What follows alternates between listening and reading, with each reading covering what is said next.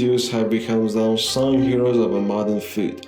0 calories, cavity-free, and thought to help with the weight management. Amid the array of additives and the nutritional labels, one name stands out for its popularity and ubiquity: sucralose, the chemical cousin of a stable sugar that roughly 60 times sweeter and unstable for baking, are found in everything from diet sodas to protein bars. It sounds like a miracle ingredient, but is it too good to be true? Today we'll unpack the story of a sucralose, how it works, why it's everywhere, and what emerging science suggests about its true impact on your body.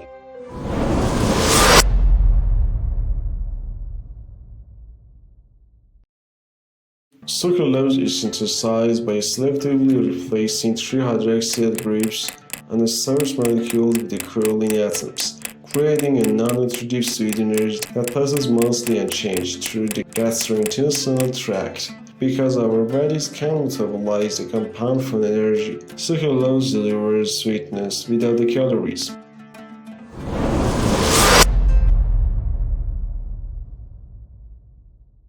Since its approval by the FDA in 1998, Sucralose, brand name Splenda, has surged into the food supply today. It's estimated that over 30% of packaged foods and beverages in the Western markets contain sucralose or its blends. Manufacturers love it for its safety profile and shelf stability, while consumers appreciate the sweet taste without the sugar spike. We once assumed sucralose was completely inert, but the gut microbiome has changed that perspective.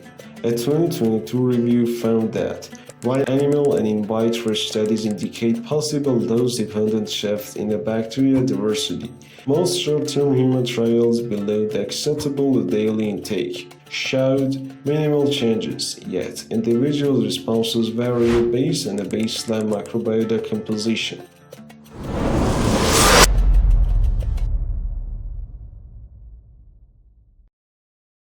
Sucralose may interact subtly with the gut microbes, but in a typical consumption ranges, overt disruption remains unproven. Longer studies and attention to individual microbiome profiles are needed. What happens when you sip a sucralose sweetened beverage? In a 7-day trial with high-dose sucralose capsules, about 780 mg per day, healthy males showed no difference in glycemic control or insulin resistance compared to placebo, and the bowel microbiome composition remained unchanged. Yet the story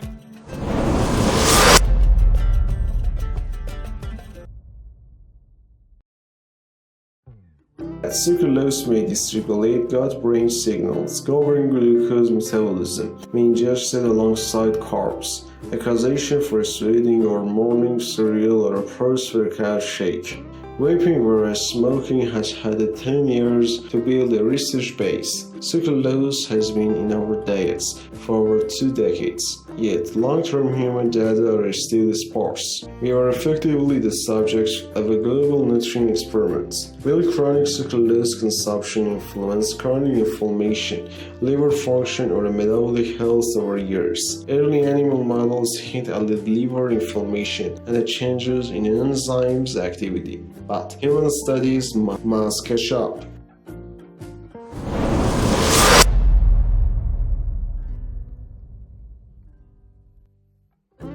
Unlike natural sugars that biodegrade, sucralose resists degradation in a wastewater and can persist in a surface water, an emerging environment contaminant. While current concentration appears too low for aqueduct toxicity, the trend calls for monitoring as the usage rises.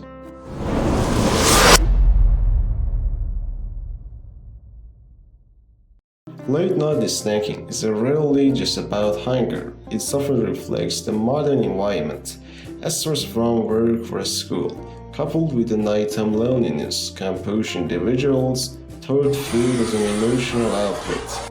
Compounding this, screen use before bed, whether scrolling social media or binge watching, stimulates the brain-delayed melatonin and increases the likelihood of mindless eating. A study showed that exposure to food-related cues online can amplify cravings, even in the absence of a physiological hunger.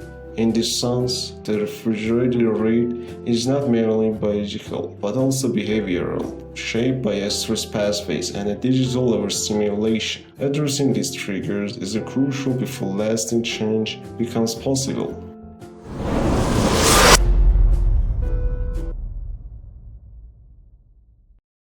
Sucralose consumption may alter neural pathways that govern sweetness perception, reward signaling, and appetite regulation. Recent neuroimaging studies reveal modified activation patterns in the insula and orbitofrontal cortex following ingestion of sucralose-sweetened beverages, potentially reshaping taste, memory, and craving responses. Additionally, rodent models suggest that chronic exposure may affect neurotransmitter balance in the hippocampus, influencing mood and cognitive function. While human data remain preliminary, these findings raise questions about long-term neural adaptation to intestinal artificial sweetness. Including this perspective offers a more comprehensive picture, guiding viewers consider brain health alongside metabolic and microbiome impacts. Future human trials are critical to determine consumption limits and the neural health implications.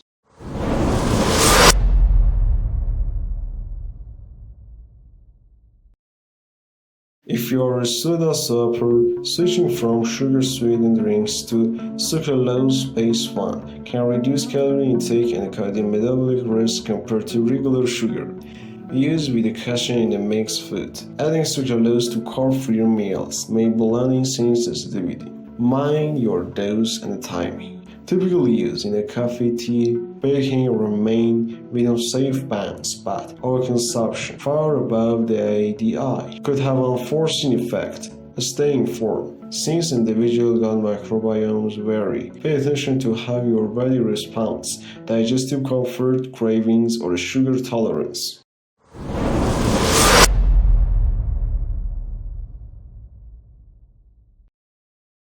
Sucralose is a marvel of food chemistry, offering sweetness without calories and helping me reduce sugar intake. However, emerging evidence urges us to view it not as an inert zero-calorie placeholder, but as an active molecule that can interact with our microbiome, metabolism, and even environment. Until long-term human studies provide definitive answers, moderation and balanced dietary patterns remain your best guide.